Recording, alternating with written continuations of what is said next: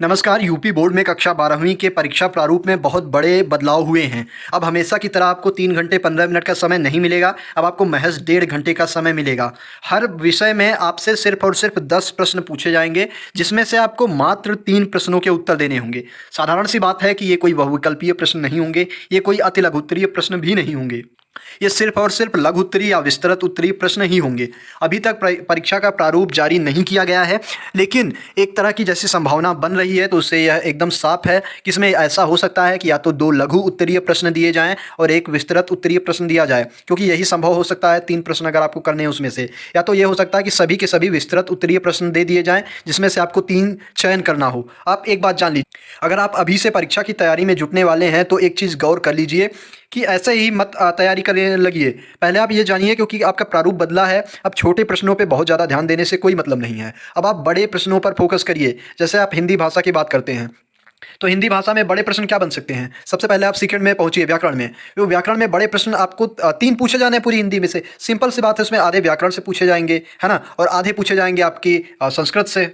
अनिवार्य संस्कृत जो है उससे प्रश्न पूछे जाएंगे। सिंपल सी बात है। तो इसमें आपको ये समझना पड़ेगा, जैसे आप सेकंड की बात करते हैं, तो सेकंड में एकदम साधारण सी बात है कि आपसे एक निबंध या एक एप्लीकेशन यानी प्रार्थना पत्र या एक लेटर पूछा ही पूछा जाएगा। साधारण सी बात है, क्योंकि बड़े आपको प्रश्न लिखने हैं उसमें, और क्या पूछा जा सकता है। अब अगर आप आते हैं अनिवार्य संस्कृत में, तो उसमें आपसे एक गद्यांश दे के आपको उससे उसकी व्याख्या पूछ सकता है। अगर आप हिंदी भाषा में आ रहे हैं फिर गद्य और पद्य में, तो गद्य और पद्य में भी यही चीज़ें हो सकती हैं। जैसे क्या हो सकता है कि गद्य में एक आपको गद्यांश की व्याख्या करने को आ जाए, पद्य में पद्यांश की व्याख्या करने को आ जाए, एक गद्य के आपको लेखक की जीवनी या जीवन परिचय लिखने को आ जाए, पद्य के किसी कवि या रचनाकार का जीवन परिचय लिखने को आ जाए। और हिंदी भाषा के इतिहास से, क्योंकि हमेशा बहुविकल्पीय प्रश्न ही बने हैं, तो इससे विस्तृत उत्तरीय प्रश्न बनना ही मुश्किल है। तो इस तरह के प्रश्न बन सकते हैं। मैंने बता दिया 8-9 प्रश्न तो बन ही गए, तो ऐसे ही क्वेश्चन बनेंगे। तो मैं कहना क्या चाह रहा हूँ कि अभी से आप फोकस करिए सिर्फ और सिर्फ विस्तृत उत्तरीय प्रश्नों पर।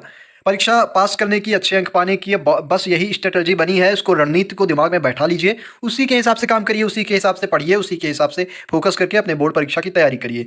जुलाई के तीसरे सप्ताह में परीक्षा होनी है। अब आपके पास लगभग 1.5 महीने का समय है।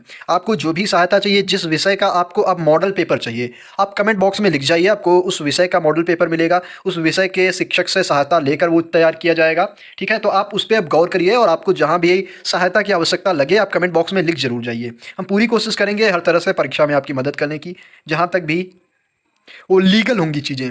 अब जहाँ तक वो चीज़ें वैधानिक होगी। अब परीक्षा में मदद करने का ये मतलब थोड़ी कि एग्ज़ाम में आपको ले जाके हम अवैधानिक तरीके से बताएंगे। मेरा कहने का आशय है कि उसके पहले की जो भी आपको तैयारियाँ करनी है, आप बताइए। आपको जो भी विषय के जो बड़े क्वेश्चन या जो भी आपको चाहिए, जिस तरह की भी सहायता हम आप तक प्रोवाइड कराएंगे। अगर आवश्यकता पड़ी तो क्लासेस भी चलाएंगे, जिस विषय की आप कहेंगे। 1.5 महीने में आपकी पूरी तैयारी हो जाएगी, तो इसके लिए स्टे ट्यून रहिए। सवाल लिख के जाइए, और जो भी आपके कन्फ्यूज़न है वो लिख के जाइए। धन्यवाद।